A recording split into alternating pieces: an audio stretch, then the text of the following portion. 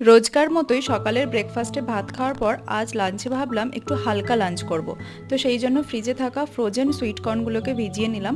আর এদিকে গাজর, শসা, টমেটো, পেঁয়াজ, কয়েক কোয়া রসুন আর একটা লেবুও নিয়ে নিলাম। আর বাড়িতে ছিল অল্প একটু মেয়োনিজ, ভাবলাম এটারও আজকে গতি করতে হবে।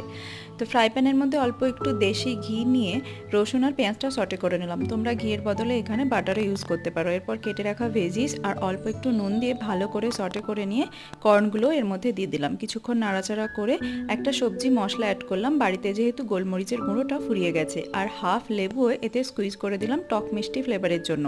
আর অল্প একটু মেয়োনিজ অ্যাড করেছি, চাইলে তোমরা এটা স্কিপ করে দিতে পারো। তো আমার স্যালাড প্রায় রেডি। আর সাথে নিয়েছিলাম এক বাটি টক দই রোস্টেড জিরা গুঁড়া দিয়ে।